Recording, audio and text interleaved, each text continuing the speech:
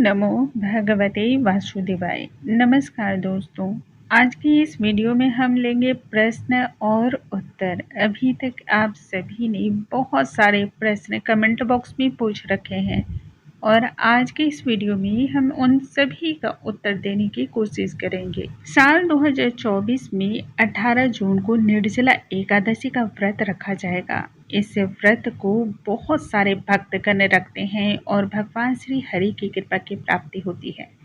दोस्तों, इस वीडियो में आपने इतने प्रश्न पूछे हैं जिससे यह पता चलता है कि आप सभी में भगवान श्री हरि की भक्ति कितनी ज़्यादा भरी पड़ी है और साथ ही भगवान श्री हरि की कृपा भी आप पर कितनी है। देखिए, यह वीडियो उन्हीं लोगों तक पहुंचता भी है जो भगवान श्री हरि की उपासना करते हैं, उनकी आराधना करते हैं। जब तक मन में भक्ति भाव न हो तब तक आपके पास साधन भी नहीं पहुंचते हैं।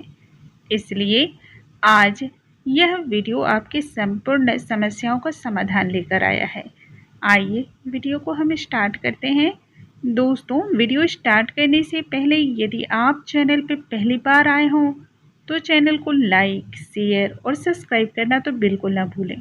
साथ ही नोटिफिकेशन बेल को ज़रूर ही प्रेस करें। इससे हमारे लेटेस्ट जितने भी वीडियोस आएंगे उनकी नोटिफिकेशन सबसे पहले आप तक पहुंच पाएंगी।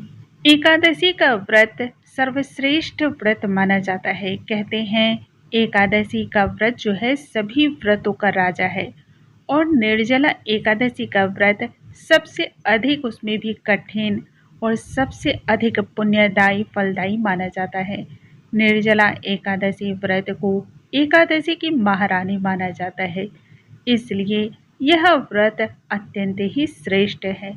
अब आपके प्रश्न है, इस व्रत को कौन कर सकता है और क्यों करना चाहिए। देखिए, भगवान श्री हरि की भक्ति को प्राप्त करने के लिए क्यों के नाम का तो कहीं कोई साधन ही नहीं है। शास्त्रों के अनुसार जो व्यक्ति भगवान श्री हरि की उपासना करते हैं उन्हें जन्म जन्मांतर तक सुख की प्राप्ति होती है, भगवान श्री हरि की कृपा की प्राप्ति होती है। उन व्यक्तियों को भाग्य चमकने के लिए किसी अन्य साधन की जरूरत नहीं होती है। पाप से मुक्ति मिलती है और इसके साथ ही सर्व मनोकामनाएं भी इससे सिद्ध होती हैं। निर्जला एकादशी का व्रत करने से 24 एकादशियां जो साल में होती हैं उन सभी को करने का फल मनुष्य को प्राप्त हो जाता है। इतना ही नहीं बल्कि एकादशी को करने के दौरान यदि आपसे कोई भी गलती हो गई है, कोई भी त्रुटि हो गई है, तो वह भी निर्जला एकादशी को करने मात्र से ही समाप्त हो जाती है। अब बात होता है कि इस एकादशी के व्रत को किन भक्तों को करना चाहिए, क्योंकि ऐसे तो बहुत सारे व्रत हैं। तब हम किन किन व्रतों को हम धारण करें जो कि संभव नहीं है। देखिए, शास्त्रों के अनुसार एकादशी का व्रत 8 वर्ष के बालक से लेकर के 80 वर्ष की आयु तक के जो वृद्ध व्यक्ति होते हैं वह सभी रख सकते हैं। इसमें कहीं पर किसी भी प्रकार का कोई संचय नहीं है। इसके बाद का प्रश्न है, यह निर्जला एकादशी व्रत चुकी है तब इसमें पानी को मुख में नहीं लिया जाता है। ऐसे में स्नान के दौरान यदि मुख में पानी चला जाए तो कहीं व्रत खंडित तो नहीं होता है। देखिए, नहाते वक्त यानी कि स्नान के समय यदि मुख में आप कुल्ला करते हैं तो यह पाप की श्रेणी में नहीं आता है और ना ही इससे आपका व्रत खंडित होता है। हमारे ईश्वर भी आपके मन के भाव को भली भांति जानते हैं। यदि आपके मन की मनसा ही यही है कि कुल्ला करने के बहाने ही हम थोड़ा सा जल अपने मुख में ले लें, तब तो व्रत खंडित होगा ही होगा। परंतु यदि आप सिर्फ मुख की शुद्धि के भाव से मुंह में पानी ले रहे हैं तब इससे व्रत खंडित नहीं होता है। दूसरा प्रश्न है, हमें अपने दांतों को किस प्रकार से तब साफ करना चाहिए, क्योंकि यह निर्जला एकादशी है। मुख में जल की एक बूंद भी नहीं जानी चाहिए। देखिए, शास्त्रों के अनुसार ब्रह्म मुहूर्त से पहले आप अपने मुख की शुद्धि कर सकते हैं।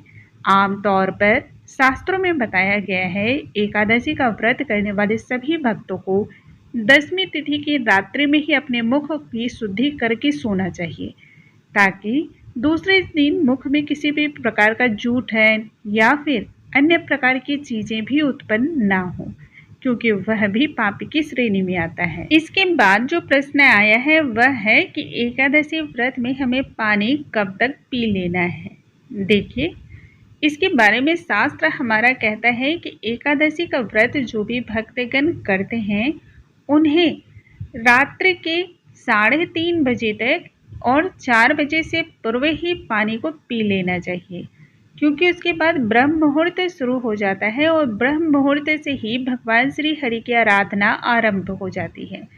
ऐसे में यदि आप सुबह 4 बजे के बाद पानी पीते हैं तब वह भी दोष लगने के बराबर माना जाता है। इसके बाद एक दूसरा प्रश्न अब हम लेते हैं। जो भक्तगण व्रत न करते हों तब उन्हें क्या करना चाहिए। देखिए, बहुत सारे भक्तगण हैं जो अलग अलग कारण की वजह से व्रत नहीं कर पाते हैं। जब ऐसे में व्रत आपसे ना हो पाए तब यह सबसे बड़ी एकादशी है। कम से कम कुछ कार्य तो जरूर ही करने चाहिए, जैसे कि तामसिक भोजन का त्याग करना चाहिए। यदि संभव हो सके तो इस दिन अन्न का भी त्याग आप जरूर कर दें। फल फूल इन चीज़ों का सेवन करें। धार्मिक जितने भी कार्य हैं उसमें अपने दिन को व्यतीत करना चाहिए। यह सबसे बड़ी एकादशी चूंकि है, इसमें जितना अधिक पुण्य कार्य आप करेंगे उसका 1000 गुना अधिक आपको प्राप्त होता है। इसलिए इस दिन भगवान श्री हरि के नामों का अधिक से अधिक जाप करना चाहिए। मानसिक रूप से भगवान श्री हरि का ध्यान करना चाहिए। किसी भी महामंत्र का ध्यान करना चाहिए। मंदिर में धार्मिक पुस्तकों का दान करना चाहिए। यदि कोई ज़रूरतमंद है जिन्हें पुस्तक की ज़रूरत हो, चाहे वह बच्चा हो या बड़ा हो, आप उन्हें भी विद्या का दान कर सकते हैं। किसी को धार्मिक कथा आप सुना सकते हैं। गौ की सेवा कर सकते हैं। गौशाला में दान कर सकते हैं। तो ये सभी चीज़ें आप कर सकते हैं जिससे आपको बहुत अधिक पुण्य की प्राप्ति होती है। अब हम दूसरा प्रश्न लेते हैं। जो भक्तगण दवाइयाँ खाते हैं यानी कि स्वास्थ्य सही नहीं रहता है, तब इस व्रत के दौरान वो दवाई किस प्रकार से सेवन कर सकते हैं। देखिए, हमारे धर्म शास्त्रों में भगवान ने हर एक भक्त का ध्यान रखते हुए ही हर एक चीज़ का निर्णय लिया है।